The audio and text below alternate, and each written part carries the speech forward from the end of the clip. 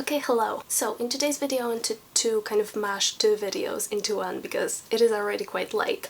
I wanted to talk about which classics I have read from the video 10 classics I want to read in 2022, and also talk about my 2023 classics TBR. Yes, it is February, but my 2022 video also went up in February, so you know, I'm consistent in my inconsistency. First of all, if I were to choose one word to describe my list of classics I wanted to read in 2022, it would be delusional. I mean, let's talk about it. I put on my list Wives and Daughters by Elizabeth Gaskell, which is almost 800 pages long. I also put there The Way We Live Now by Anton Trollope, which is like 800 pages. Not only that, I also added The Moonstone by Wilkie, which is also 600 pages long, I think. And to top it all off, I decided to read Les Misérables by Victor Hugo, which is well over 1,000 pages. I mean, actually, when we're talking about it, let's also add New Grub Street by Gissing, because this edition looks deceivingly short, but I remember looking for the audiobook on Script, and when I found it, I saw that it's like surprisingly long, and I was surprised because like, that's not a long book, but this edition has a pretty small font and pretty thin pages. So this one is 450 pages, but there's quite a lot of different editions that are about 500 pages. So I put 5 books on my TBR that were at least 500 pages long. So you can take a guess how my challenge for 2022 went. So let's start with New Grub Street.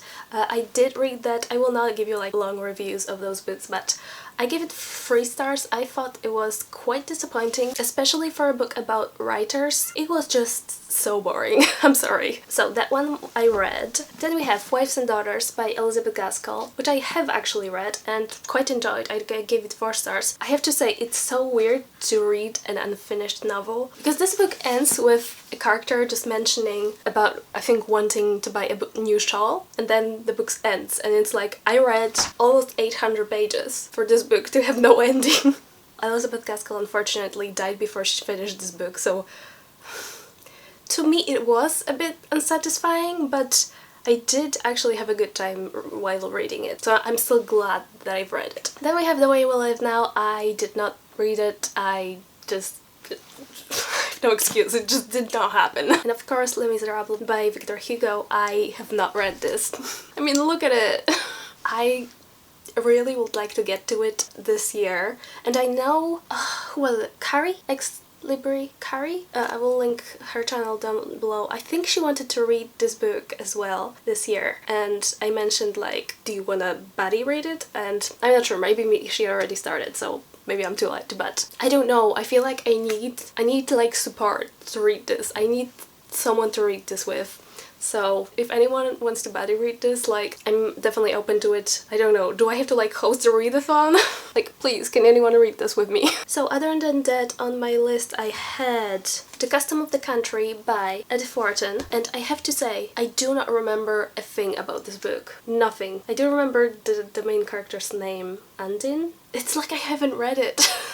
So I give it 3 stars, but it's a very forgettable 3 stars. Then we have... Wait, I'm missing a book. Okay, I don't have it with me, but I was supposed to read either First Love or Fathers and Sons by Ivan Turgenev.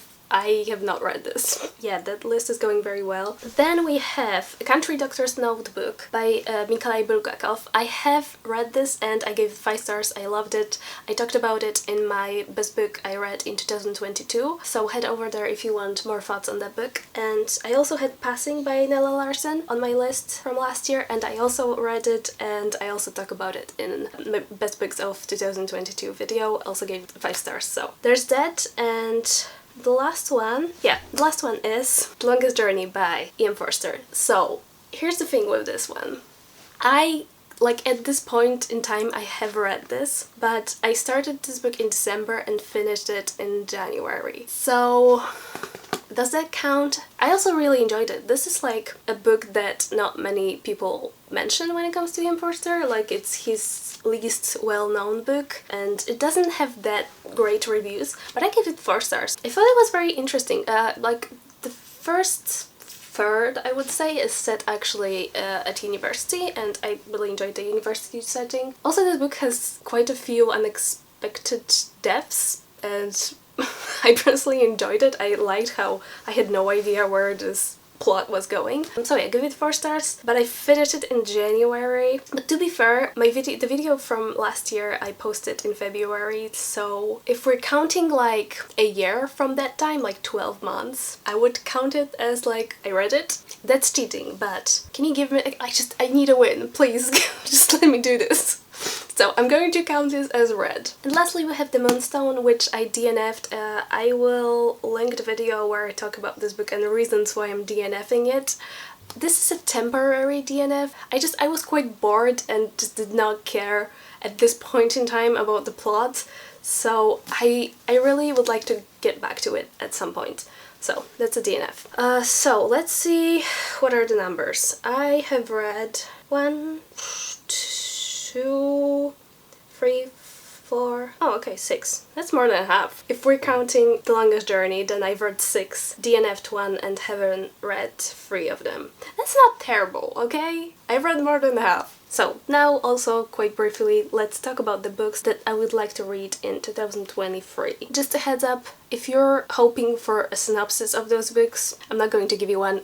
Like, especially with classics, I just don't really care about like synopsises, and also when you read them most of the time you're going to be spoiled, so I will try and tell you why I would like to read it, but otherwise, yeah. So first we have Demian by Herman Hesse. I don't know, last year I've seen quite a few people mention this book as just a brilliant novel. So is this a coming of age story? I don't know, I don't want to read that synopsis. But yeah, there's that, we have Demian. We also have The Age of Innocence by Edith Wharton. Yes, this is the year that I will finally read The Age of Innocence. I think it's about a man who is in love with 2 women, so I don't know, I guess it's about infidelity, my favorite topic. And yeah, I've read quite a few novels by Edith Wharton now, and it's been quite a roller coaster. If you've seen my last 24-hour readathon, yeah, there are some books by Edith Wharton I have hated, but there are some books by Edith Wharton that I have loved. We'll see where this falls. We have quite a lot of modern classics. I have No Longer Human by Osamu Danzai. Also have no idea what this is about, but I've heard about this book for the first time when I was reading reviews of Confessions of a Mask, and a lot of people mentioned that that book was trying to be No Longer Human by Osamu Danzai, and supposedly that story is done better here. I didn't really like Confessions of a Mask, so hopefully this will go better. Then we have Excellent Woman by Barbara Pym?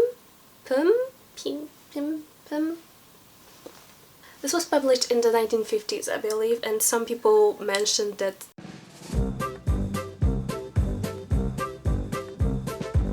I've heard it's quite feminist and just fun to read. I would also like to read Ward Number 6 by Anton Chekhov. That's a short story, and this is like collection of short stories, but in particular I would like to read this one. I do know it's about a psychiatric hospital, and supposedly Anton Chekhov's short stories are just brilliant, and I have enjoyed his plays in the past, so I'm looking forward to it. And lastly, because this time we only have 6 classics, I will do better this year when it comes to reading those classics, and they're all pretty short, so except for Les Misérables. But I would also like to read the posthumous memoirs of Cubas by Machado de Assis? Yeah, it's a Brazilian classic, and from what I've read, it's very funny, and the format is very interesting because it's told as a memoir, but the guy that's telling the story, he already died, so he's kind of looking at his life from this like perspective where he's like already dead, and it's very meta, it's supposedly funny, so I don't know, I feel like I'm really going to like this book, but we'll see. That's all. Hopefully this was a quick video. And yeah, just lastly I wanted to say that I really appreciate the comments in my last video too, but the video before that. The last video was pre-recorded, but the best books I read in 2022. I briefly mentioned that, yeah, I I don't know, burned out, wasn't sure if I wanted to keep recording videos, and just so many of you wrote such lovely comments. Some of the people that wrote the comments I don't think I've ever seen, like, commenting on my channel, and it's just really nice to see those viewers, because sometimes it feels like you're talking to a void. So just wanted to say that it really warmed my heart. Your words really encouraged me to keep going, and yeah, not to get sappy, but yeah, just thank you. So yeah, that's everything. Hope you enjoyed it, and I'll see you in the next video. Bye!